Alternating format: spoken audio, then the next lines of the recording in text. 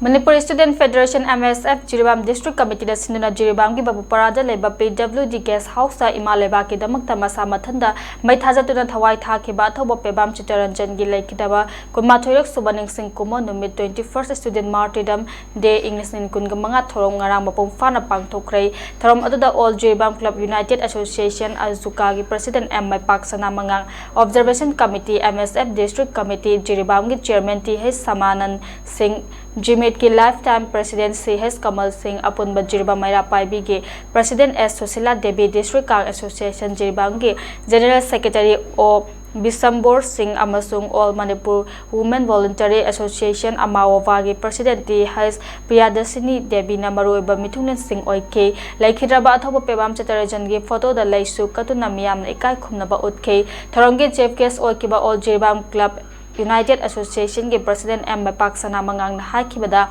Lebak amada lebak amana haibadi Manipur su maning tamba lebak amani adubu India lengak na matam dugi Maharaja Burachandra ga merger agreement tawduna Manipur bu India da tinke makata na phongdokhibada Manipur asi adugumba democracy chatpa India na namthabiduna thamba adugumba lebak amada aikhoi chalure haike masida sunatana Assam Rifles ka Burma dagi lakpa kuki lal hoba single chingda nomai kapna daba haiba yanaba cherol gi matungda Burma da MP oiba kuki gi luchingba amana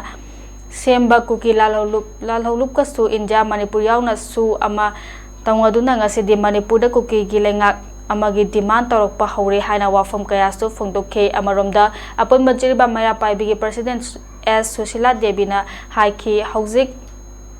Haukiba English Singaniga Sumna Marigi August Tang Taramanga da Pebam Chitarajanna Manipur Praja ki damakta aikhoi khudingma ki damakta maru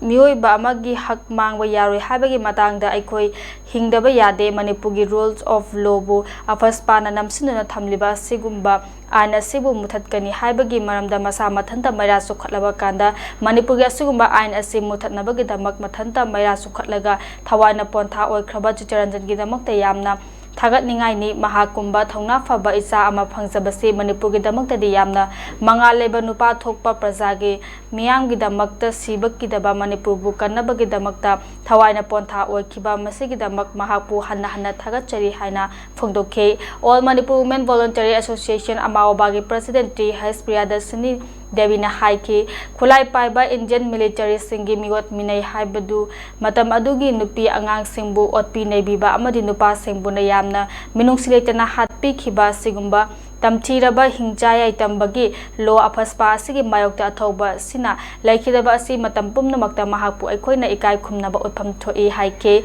MSF District Committee Jiribam gi Chairman T H Samananda Singh na hai Manipur dagi Armed Forces Special Power Act afaspa 1958 lauthokkadabani amade India gi Black Rule janing daba amagi mayokta lepkhiba